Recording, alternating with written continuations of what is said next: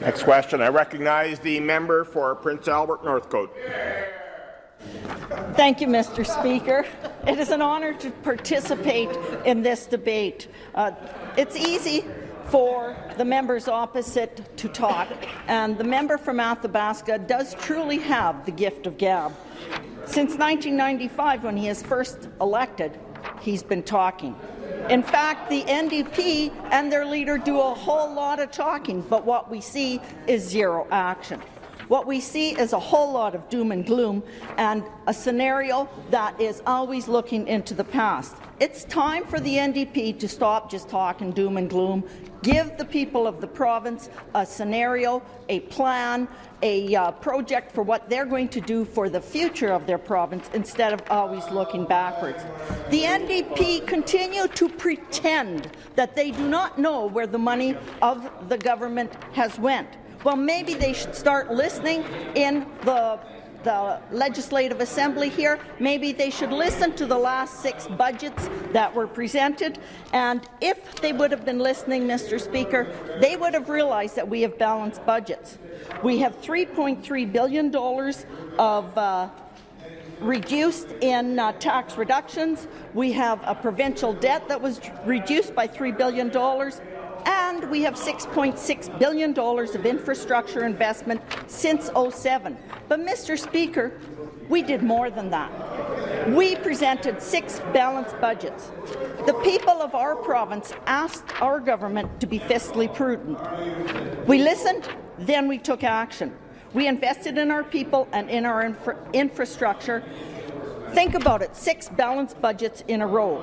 For those of us living in the new Saskatchewan, we know where that money went. It went right into our pockets. With tax season fast approaching for the deadlines, we are very happy to see that we have $3.3 billion in our pockets. This year alone, we will save over $490 million due to tax cuts. But we didn't stop there, Mr. Speaker.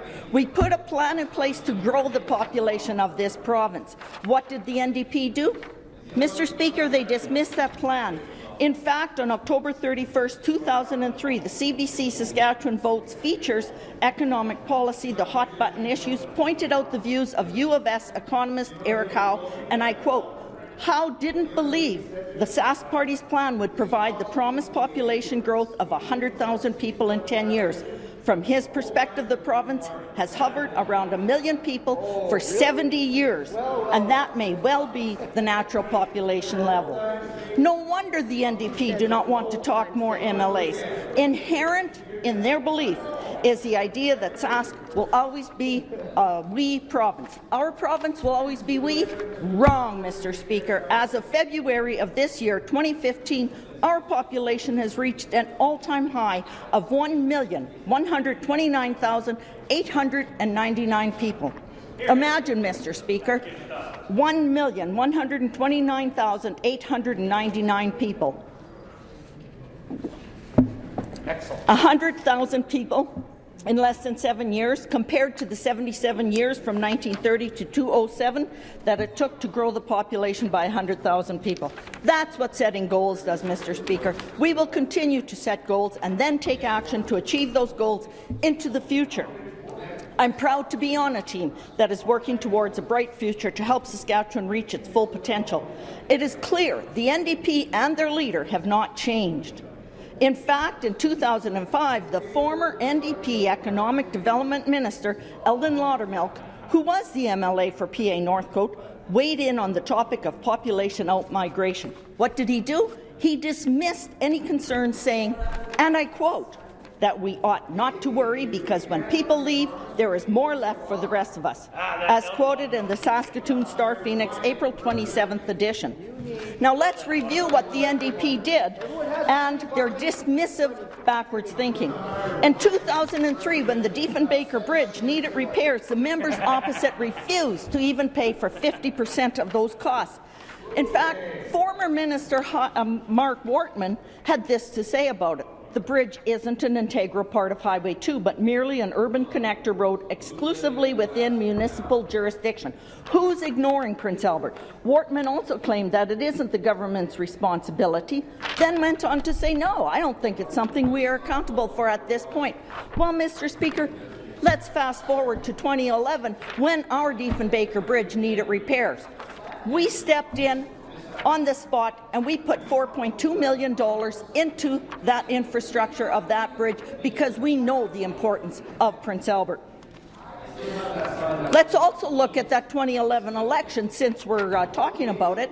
What did the NDP promise? They promised that they would build a second bridge. Now, Mr. Speaker, the interesting point about that is they didn't do any homework.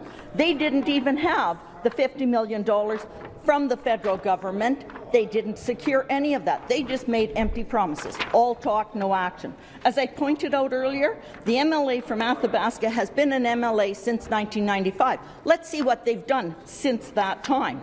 He served as Northern Affairs, Environment, Community Resources and Highways and Transportation ministers. But I guess talk is cheap. Here's the record. No second bridge, no twin highway between Saskatoon and Prince Albert, and no St. Louis Bridge. It is clear the NDP are all talk and no action. I want to thank the people of Prince Albert Northcote for electing me in 2011. Let's look at what the Saskatchewan Party record is for Prince Albert and area since that time. We have a twinned highway between Saskatoon and Prince Albert.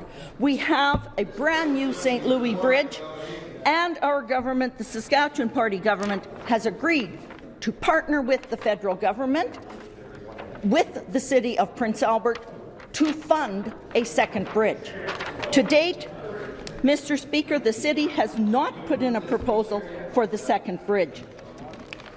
What have we done since 2007 when the people of Saskatchewan asked our government to govern this province? Mr. Speaker, in Prince Albert alone, we've put money into corrections and policing, highways, education, health, and we didn't stop there, Mr. Speaker. We put money into the people of this province. We invest in our people. We invest in our seniors. For example, the NDP, for 16 long years, left that seniors' income plan at the same rate. I guess in 16 years, if you're chasing everybody out of the province, there's no need to worry about increasing income plans. Well, Mr. Speaker, in this year alone, that income plan for the seniors will have increased by nearly 3 times. Wow. That is what we do with our money. Another thing that we do with the money is we invest in health.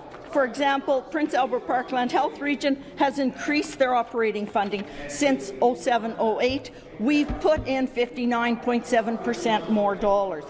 We've built a family addiction treatment centre. We've helped to build a Valley Hill Youth Treatment Centre, and we've replaced the Pineview Terrace Lodge with an increase in beds. Mr. Speaker, it is clear if the members opposite would stop and listen for even 2 minutes, they would know in this legislature what we've been doing with our money. We invest in people, in seniors, in families. We've increased the funds for policing and corrections. We've increased the funds for safe communities. We've put in more beds into the Pine Grove Correctional Centre. We've put in a 144-bed expansion at the PA Correctional Centre. Mr. Speaker, there's 12 more police officers in Prince Albert alone. We've invested in innovative projects like the Hub and Core. We have we have supported that project by $1.8 million. Mr. Speaker, our city of Prince Albert took action, and we are now a leader in a community mobilization project that has went across more than a dozen communities across the province. We've implemented the CORE, which is an analytical tool for backing up all the work that we've been doing, and it is going across the world, Mr. Speaker. That's how interesting that project has been. Mr. Speaker, we invested in education. We've invested in terms of St. Anne Elementary School, new gymnasium at Carleton Comprehensive High School, 28 rental projects since November of 2007 MTA. Mr. Speaker, 10 minutes is hardly enough time to talk about all the projects that we've invested in Prince Albert alone, much less the whole province. Mr. Speaker, the NDP talk a big game and strike out every inning.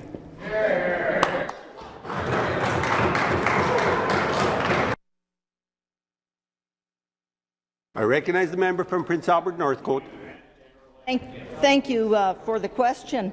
In Prince Albert alone, we increased the funding to the Saskatchewan River School Division by 18.9%. We increased the PA Catholic School funding by 31.6%. Prince Albert constituencies have received $37,280,259 that went towards a new St. Anne Elementary School, a new gymnasium at Carleton Comprehensive High School, and 28 rental projects since November 2007 in Prince Albert alone. We have 338 new childcare spaces. We have 14 new pre-K kindergarten programs. That is an education alone, Mr. Speaker. We also can go on to health, where we increase funding for Family Addiction Treatment Centre, Valley Hill Youth Treatment Centre, the Pineview Terrace Lodge, and we could go on and on, Mr. Speaker. I hope they ask me more questions.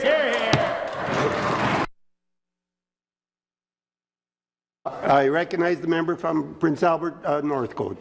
Thank you for the question. Mr. Speaker, the member from Athabasca indicated that there was a full cupboard when they left office and the people of the province kicked them out. So why did they not spend anything in Prince Albert alone, much less across the province? Why were they chasing people out of the province? Mr. Speaker, we have spent $15.7 million in provincial funding for Northern Spruce West housing, Prince Albert community housing. We have over 227 housing units with 70 under construction. We have $550,000 that we spent on 11 homes through Habitat for Humanity. Mr. Speaker, I am so pleased with the record of our government. I could go on and on, but I'm afraid my time is going to run out. So if the members opposite would just tune in to March 18th to the budget, they will see our priorities for the government, for the province of Saskatchewan, and moving forward into the future. Awesome.